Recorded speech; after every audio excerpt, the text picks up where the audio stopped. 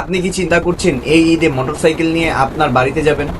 সেটা হতে পারে ঢাকা থেকে, রংপুর থেকে, চট্টগ্রাম থেকে, সিলেট থেকে, বিভিন্ন জায়গা থেকে হতে পারে যে আপনি এখন অবস্থান করতেছেন, সেখান থেকে আপনার টার্গেট যে এই ঈদে আমি আমার মোটরসাইকেল চালিয়ে বাড়িতে যাব।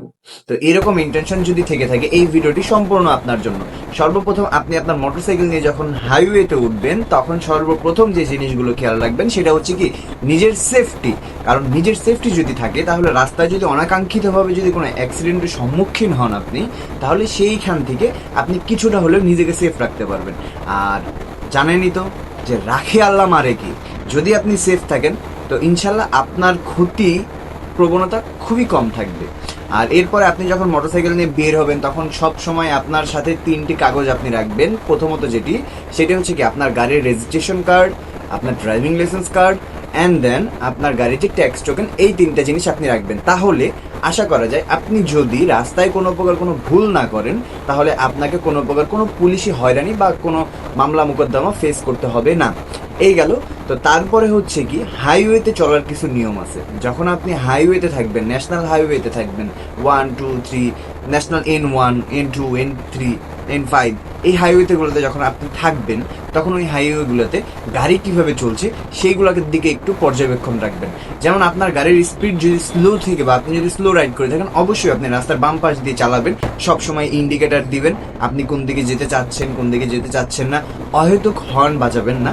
বা হচ্ছে কি যদি সামনে দেখেন জ্যাম আছে, তাহলে ধৈর্য ধরুন। কারণ জানেন যে ঈদের ভিতরে জ্যাম পড়তেই পারে।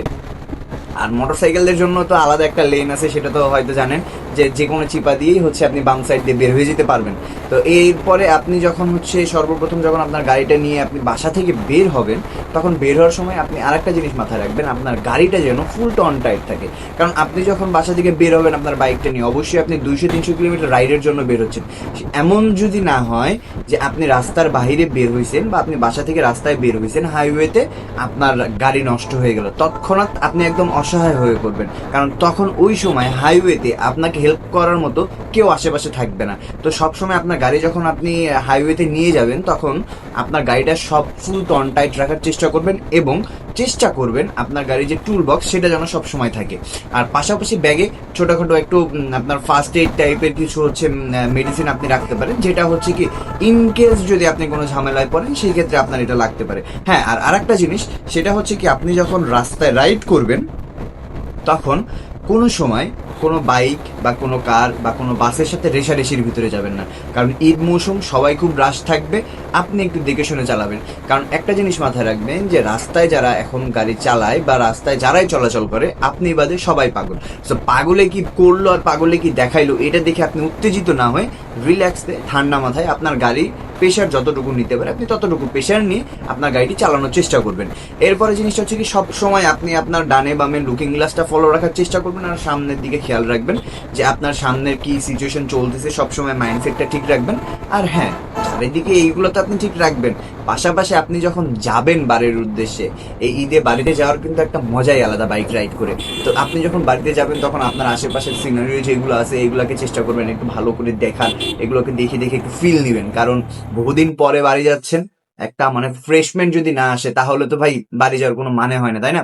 তো এইসব জিনিস ফলো করলে আশা করা যায় আপনি রাস্তায় যখন আপনার হাইওয়েতে বের হবেন আপনার বাড়িতে যাওয়ার উদ্দেশ্যে বা যে কোনো জায়গায় যাওয়ার উদ্দেশ্যে, আপনার কোনো প্রকার কোনো অ্যাক্সিডেন্ট বা হচ্ছে কোনো সমস্যার সম্মুখীন হতে হবে না। হ্যাঁ, আর আরেকটা জিনিস, যে আপনি যে বাড়ি যাচ্ছেন, কোন রাস্তা দিয়ে যাচ্ছেন, সেটার কিন্তু আপনার মাইন্ডসেট, রুট ম্যাপটা আপনার মাইন্ডসেট ঠিক করে নেবেন।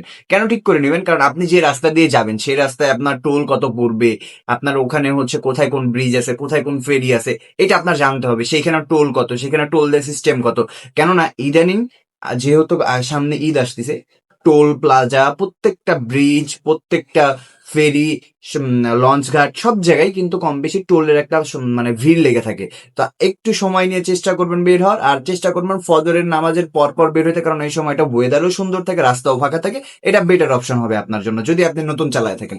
আর যদি পুরাতন চালায় থাকেন, তাহলে আমি বলতে পারি কি যে আপনি এমন হইতে পারেন যে ঢাকা থেকে 2টা-3টার দিকে বের হলেন, বাসায় গিয়ে পৌঁছলেন রাত 9টা-10টার দিকে, এরকমও করতে পারেন। হ্যাঁ, তবে একটা জিনিস চেষ্টা করবেন, আপনার গাড়ি যতই বড় গাড়ি হোক না কেন বা হায়ার সিসি গাড়ি হোক না কেন, আপনি গাড়িটাকে কন্ট্রোলে রেখে চালাবেন। চালাবেন, হাই স্পিড করেন, বাট গাড়ি যেন আপনার কন্ট্রোলে থাকে। আর পিলিয়নিয়ার সাথে থাকলে অবশ্যই তার হেলমেট মাস্ট বি। আর বাড়িতে গিয়ে কোনো সময় গাড়িতে 3 জন ব্যবহার করবেন না, অর্থাৎ আপনি গাড়িতে 3 জন নিবেন না। আর উইদাউট হেলমেট না ইউজ করাই বেটার, কারণ ঈদের ভিতরে প্রচুর পরিমাণে অ্যাক্সিডেন্ট হিস্টোরি আছে। সো আপনি যদি হেলমেট ইউজ করেন, আপনার অ্যাক্সিডেন্ট হলেও, কারণ আল্লাহ যদি অ্যাক্সিডেন্ট কপালে রাখে কেউ তো ঠেকাতে পারবে না, যদি আপনার অ্যাক্সিডেন্ট হয়ও তাও আপনি ইনশাল্লাহ সেফ থাকবেন। তাই এতটুকুই, ধন্যবাদ। পরবর্তী ভিডিওতে দেখা হবে। আল্লাহ।